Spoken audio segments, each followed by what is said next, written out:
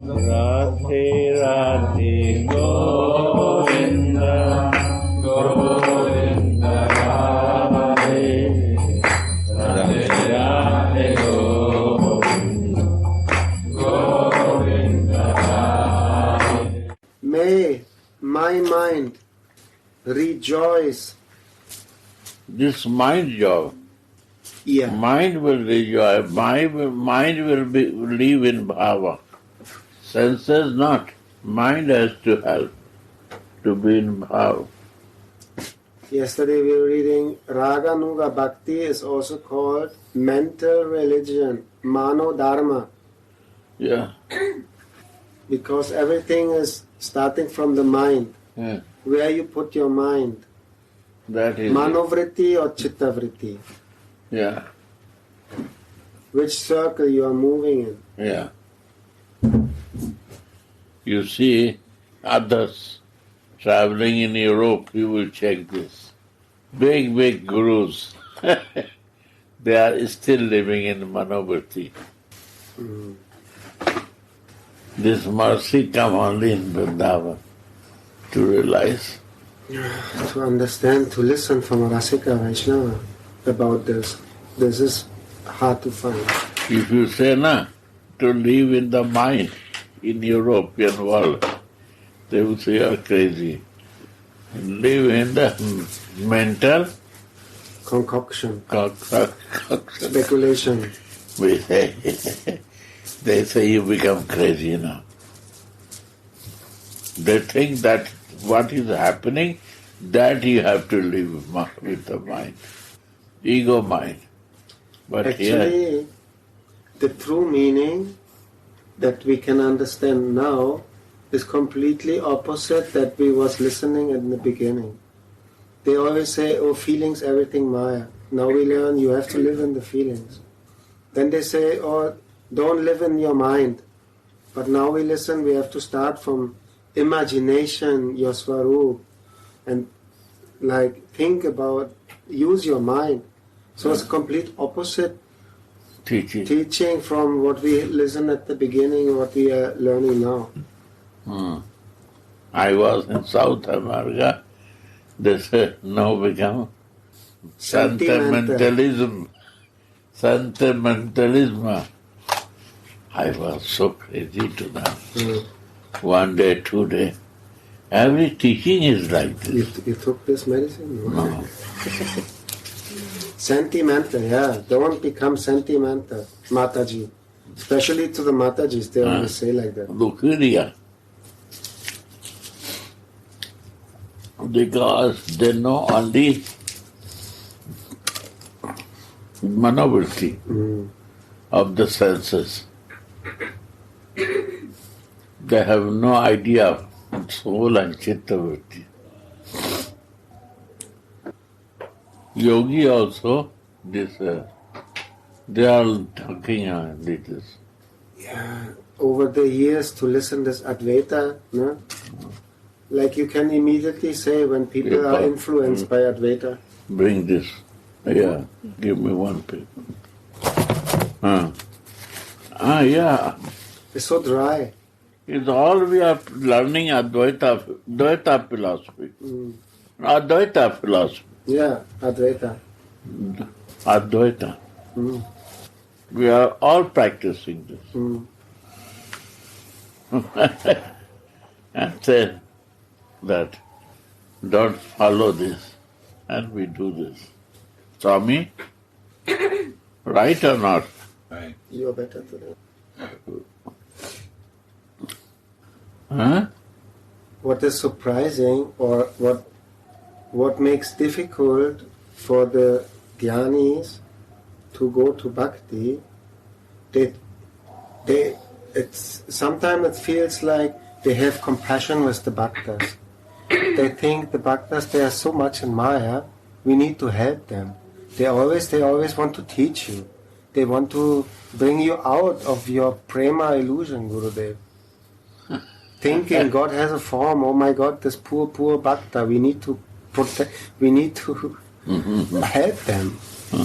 So very difficult for them to change. You are a hopeless case, Gurudev, in their eyes. I want to be. I don't want to go in their influence. I say I'm the lowest. I always say in my class. Better not to come Vrindavan. Never go Vangsivad. Be careful. Better to be in your place and listen to Jnanis and Rishis Katha. Develop knowledge. And Tyaga. The highest. Yeah, I think that they assign with their intellect and their goal is false ego. They assign with their intellect and the goal is false ego. This Swamiji, this old man, somehow he is sweet, no? He has something is there. Something sweet. But the big guy is very impersonal and dry and only in the mind. He has little fear of feelings. He has fear of feelings. He cannot allow feelings coming close to him. He becomes nervous if you give love to him. Yeah. Right. But it will change. After you keep him here in Vrindavan sometime. No. Vrindavan change. These habits. This is the beauty of Vrindavan. But Vrindavan is nothing without the devotees who are doing bhajan here. Because they open the Vrindavan for us. May my mind rejoice on the terrace of Vrindavan's arbor temple, oscillating on the waves of the nectar ocean of topics of Radha's pastimes, that belittles even the pure ecstatic love of the great devotees like Indu Tilak, Shiva, who wears the moon as his crest, feel when they serve Mukunda's beautiful lotus feet. May my mind rejoice on the terrace of Vrindavan's arbor temple, oscillating on the waves of the nectar ocean of topics of Radha's pastimes, that belittles even the pure ecstatic love of that great devotees like Shiva feel when they serve Mukunda's beautiful lotus feet. The oscillating waves of the nectar ocean of Radha Katha. Jaho. Commentary. As a reaction to Shripada's previous prayer, Krishna's devotees may say, Shripad, you have even given up the bliss of Brahman, considering it to be insignificant. Now serve Mukunda's lotus feet. Why are you showing such eagerness after Sri Radha? Isn't she also worshipping Mukunda? Shripad answers that question in this verse, saying, even Chandrasekhara Shiva is mad of ecstasy over the lotus feet of Mukunda. That is described in different places in Brihad Bhagavatamrita. When Narada, who was looking for the objects of Krishna's mercy, came to Shiva Loka, he saw that Lord Shiva was mad of ecstatic love. When Narada came to Shiva's planet, he saw from afar that Shiva was ecstatically worshipping Shankarshan, offering prayers to him with the utmost devotion and dancing in topmost ecstasy. His followers, like Nandishvara, were praising him, saying, Jai, Jai, and Uma Devi Parvati increased his joy by clapping her hands and giving the rhythm to his dance. When Narada saw Shriman Mahadev in such devotional ecstasy, he blissfully offered his obeisances unto him. And furthermore, when Gop Kumar came to Mukti Loka and saw Lord Vishnu's associates of Vaikuntha engaged in Sankirtan there, he also saw the ecstatic love of Lord Shiva.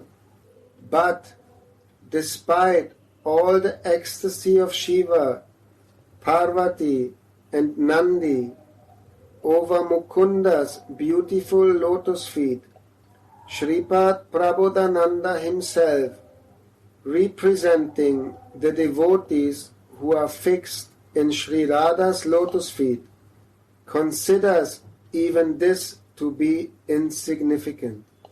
In Vrindavan Mahimamrita, he says, even the greatest festival of ecstasy in the kingdom of God is insignificant compared to the ecstasy felt by the gopis when they can immerse their fish-like eyes in the ocean of pastimes of Radha and Krishna. This is the end of text 143. But despite all the ecstasy of Shiva, Parvati, and Nandi over Mukunda's beautiful lotus feet, Shripad Prabodhananda himself, representing the devotees who are fixed in Sri Radha's lotus feet, considers even this to be insignificant. He says, even the greatest festival of ecstasy in the kingdom of God is insignificant compared to the ecstasy of the gopis when they can immerse their fish-like eyes in the pastimes of Radha and Krishna. Jaho. We are reading text 144. By daily singing only the holy name of Sri Radha, millions of the best spiritual practices become rejectable. By worshipping the nectar of Sri Radha's lotus feet, millions of the best human goals of life are abundant because there are millions of great wish-yielding trees in the playground of Sri Radha's lotus feet, Sri Vrindavan, and millions of perfections roll at the feet of Sri Radha's maidservants. By daily singing only the holy name of Sri Radha, millions of the best spiritual practices become rejectable. By worshipping the nectar of Sri Radha's lotus feet, millions of the best human goals are abundant because there are millions of great wish-yielding trees in the playground of Sri Radha's lotus feet, Sri Vrindavan, and millions of perfections roll at the feet of Sri Radha's maidservants. The power of Radha's nectarian worship. Commentary. Shripad, still in his sadhaka vesh, shows here how fixed he is in his devotion to Sri Radha. He says, simply by daily chanting the name of Radha, millions of great spiritual practices become rejected. Radhe Radhe